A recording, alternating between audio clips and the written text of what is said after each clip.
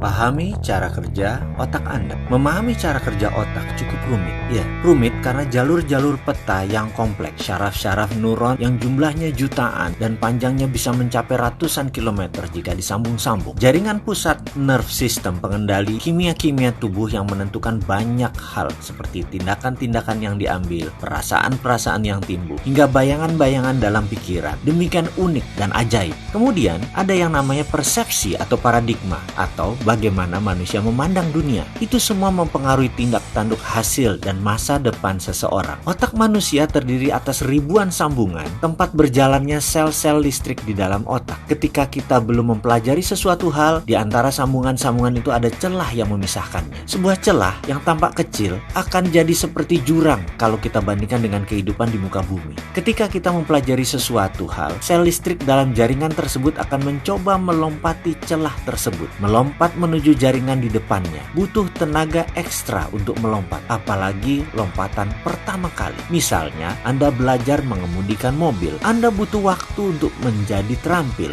Butuh waktu, tapi lama-lama akan semakin mudah mempelajarinya. Mengapa? Karena setelah lompatan pertama, sel tadi juga akan membangun jalan perintis bagi sel listrik lainnya yang akan melompat juga ketika kita kembali mempelajari hal yang sama. Semakin kita rajin mengulangi hal tersebut, jalan perintis tadi semakin lama semakin baik dan pada akhirnya menjadi kokoh. Celah tadi pun tertutup dan terciptalah sesuatu sambungan baru. Saat itu kita telah berhasil menjadi keterampilan dalam hal yang berulang kali kita pelajari dan kita lakukan. Mengapa? Karena sel-sel listrik otak tak perlu lagi melompat menyeberangi celah. Jembatan telah kokoh berdiri. Itulah mengapa orang yang awalnya tidak bisa kemudian belajar dengan keras akhirnya mulai terbiasa, lama-lama malah menjadi terampil. Apabila ia terus belajar di bidang yang sama, dia pun akan menjadi ahli di bidang tersebut karena ia telah membangun jembatan yang kokoh hingga sel-sel listrik di otaknya bisa berjalan dengan mudah. Celah tersebut dikenal dengan istilah synapse gaps atau RAS, Reticular Activating System. Inilah yang menjembatani pikiran atas sadar dan pikiran bawah sadar. Sesuatu yang di dalam pikiran bawah sadarlah yang menjalani hidup kita dalam wujud tindakan dan pengalaman. Semua terjadi di otak kanan, pengalaman, memori, dan rasa. Bagaimana kalau informasi, tulisan, atau perkataan misalnya? Ini faktanya tentang kerja otak dan pikiran. Kata-kata dan informasi selalu masuk ke otak kiri terlebih dahulu, dianalisa, diulang-ulang, kemudian masuk ke kanan, dibuka RAS, lalu menjadi tindakan. Ilustrasinya begini. Misalnya Anda membaca koran pagi ini diberitakan bahwa harga BBM premium akan menaik harganya menjadi 20.000 per liter. Informasi tersebut masuk ke otak kiri, lalu dianalisa. Kemudian baru kita mulai membandingkan, dalam kurung menghakimi. Kemudian terbayang dan terimajinasi, dan ini ada di otak kanan. Wah, jangan-jangan sudah gila nih pemerintah. Sudah dipilih rakyat, sekarang main naikin harga begitu aja. Mungkin begitu batin Anda. Emosi dan imajinasi Anda tersebut ada di otak kanan. Informasi yang sudah berpindah, begitu emosi tercipta, gelombang RAS tersambung, lompatan neuron otak cepat terbentuk. Tindakan yang dipilih misalnya demo. Inilah contoh bahwa otak kiri menerima informasi, pindah ke kanan, ditambah imajinasi, terbangun bayangan emosi seperti bahagia, sedih, suka, dan takjub misalnya, maka RAS terbuka menjadi nilai baru dalam pikiran dan landasan atas sebuah perbuatan terjadi. Contoh lain, bayangkan jika Anda adalah seorang yang memiliki tabungan di bank 10 miliar, lalu Anda membaca informasi bahwa harga premium tadi menjadi 20.000 per liter. Maka informasi tetap masuk ke otak kiri dan dianalisa. Karena Anda tahu hal itu tidak mempengaruhi ekonomi Anda apapun, Anda masih punya uang banyak, Anda punya uang 10 miliar, Anda pun tidak membayangkan apa-apa. Data tidak pindah ke kanan secara ekstrim. Tentu tidak terjadi tindakan apapun. Sudah, Anda terus aja baca korannya.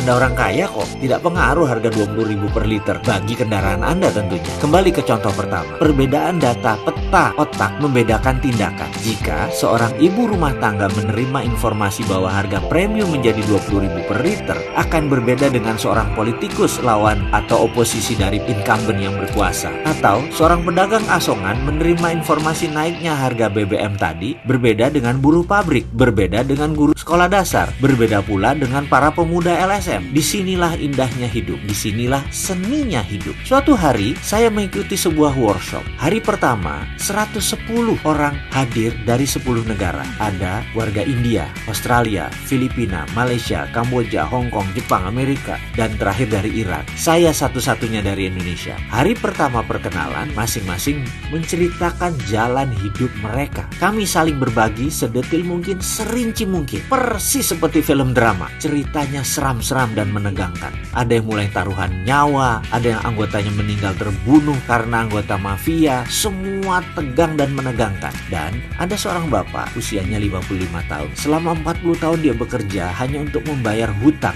Ada juga yang bangkrut berhutang dengan geng mafia. Ada yang dikejar-kejar triad mafia Hong Kong dan seluruh keluarganya dibunuh oleh mafia tersebut. Ada yang ditipu habis-habisan oleh keluarganya sendiri. Sulit dibayangkan jalan cerita kehidupan mereka. Bahkan 100 kali saya mendengar cerita masing-masing, 100 kali pula saya menangis. Karena duka, pengalaman, lara, dan pengalaman menyedihkan mereka semua yang belangsak hidupnya. Saya tentu tidak boleh menceritakan rinci cerita mereka, karena itu merupakan rahasia di antara kami para peserta. Ibaratnya, kami ini sudah menjadi saudara sependeritaan, atau bahasa kerennya common sorrow. Jalan hidup saya, jika dibandingkan dengan cerita mereka, menjadi tidak sebanding alias tidak ada apa-apanya. Hari berikutnya, sang instruktur menceritakan jalan hidup mereka. Sama saja awalnya, kusut semua. Mereka berlima dan masih muda, yang paling tua saat itu umurnya 35 tahun. Namun rekening mereka adalah 6 juta dolar yang paling sedikit. Itu saya berkali-kali bilang, cuk, ini anak-anak tajir semua nih yang ngajarin kita. Tapi nggak apa-apa, itulah walk the talk, alias mereka melakukan apa yang mereka katakan. Workshop itu namanya Millionaire Mindset,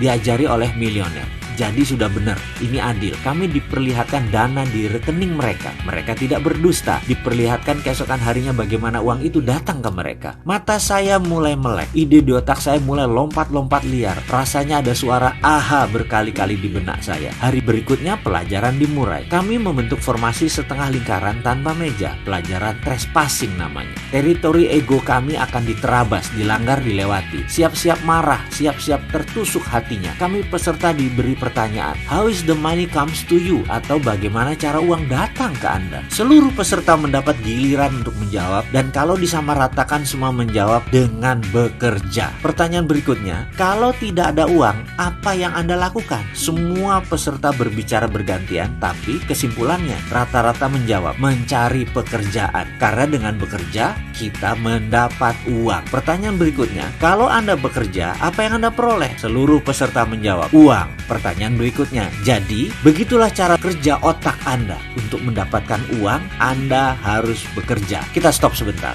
Ada yang salah dari pertanyaan tersebut? Tentu tidak, bukan?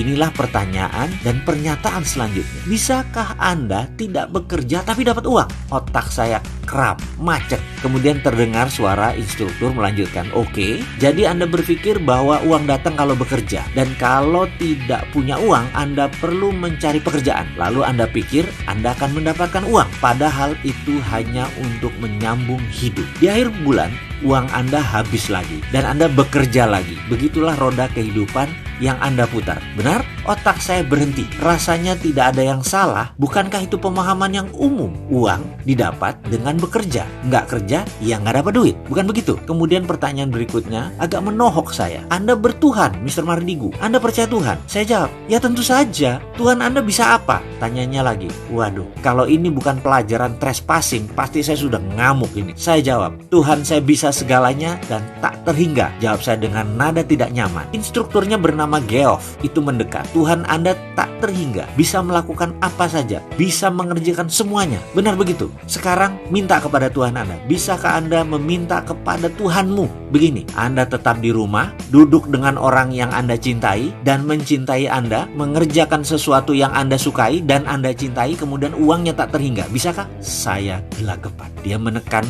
saya sekali lagi. Bisa nggak Tuhan kamu mendatangkan uang kepada kamu tanpa bekerja, dengan hanya mengerjakan sesuatu yang kamu suka, yang kamu cintai, tapi tetap mendapat uang tak terhingga? Bisakah? Bisa. Langsung saya jawab dengan keras. Kenapa Anda nggak minta itu? Kenapa Anda nggak minta kepada Tuhan, ya Allah, saya mau berkumpul dengan orang yang saya cintai, mengerjakan sesuatu yang saya cintai, menyenangkan orang yang saya cintai, membuat bahagia, semakin pintar, membantu alam, dan mendapat uang tak terhingga. Mengapa Anda tidak meminta seperti itu? Mengapa tidak meletakkan doa itu di benak Anda, tetapi justru memilih yang repot, melelahkan, membuat frustrasi yang namanya bekerja? Ngapain? katanya dengan nada tinggi dan mengeras. Saya tidak menjawab. Saya juga bingung. Kenapa saya mau dapat uang harus kerja? Kenapa nggak diem saja atau mengerjakan sesuatu yang enak, yang santai, dan saya sukai saja? Tapi kenyataannya kan orang harus bekerja juga, apapun itu.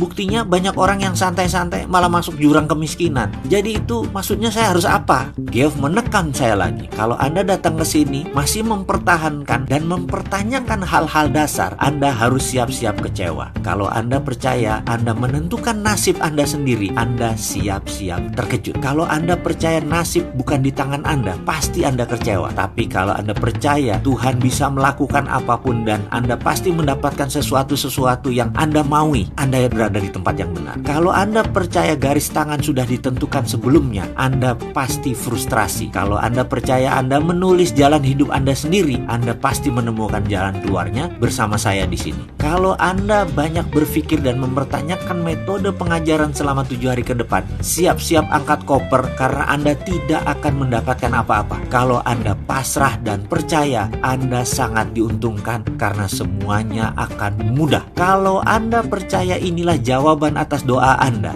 pasti menikmati setiap proses di kelas ini. Kalau Anda masih memegang kukuh belief system yang lama, Anda akan persis menjadi seperti Anda yang sekarang, belangsak hidup Anda. Kalau Anda meruntuhkan seluruh bangunan Anda dan bersiap membangun fondasi belief system yang baru, siap-siap melihat Anda yang lebih baik sesuai dengan keinginan Anda. Urainya si Geoff panjang lebar. Kemudian nada suaranya melunak dan semakin pelan. Anda kesini sudah buang-buang waktu, membuang tenaga, membuang pikiran, membuang uang. Apa yang tersisa dari Anda hanya pola pikiran saja. Kalau Anda mau membuang pola tersebut, kita akan lanjutkan pelajarannya. Siap-siap akan sakit, siap-siap sakit hati, karena semua yang Anda pegang selama ini harus dilepas. Wajib, bahkan kebenaran yang Anda pegang, yang Anda punyai, ditantang ke batas ujung. Diri Anda akan didorong ke batas yang membuat Anda merasa, apakah mungkin?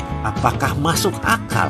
Masa sih? Bagaimana bisa? Pertanyaan logika belief lama Anda akan ditantang. Kalau ternyata tidak teruji, rubuhkan. Ingat, kebenaran yang terbenar adalah kebenaran yang teruji. Dan kebenaran yang paling benar, dia tidak menohok atau menyinggung siapapun. Kalau ada yang sakit hati gara-gara kebenaran, pelajaran kebenaran ini salah. Dan semua kita tahu bahwa kebenaran yang paling benar adalah kebenaran yang membela dirinya sendiri. Inilah pelajaran Millionaire Mindset. Berlanjut.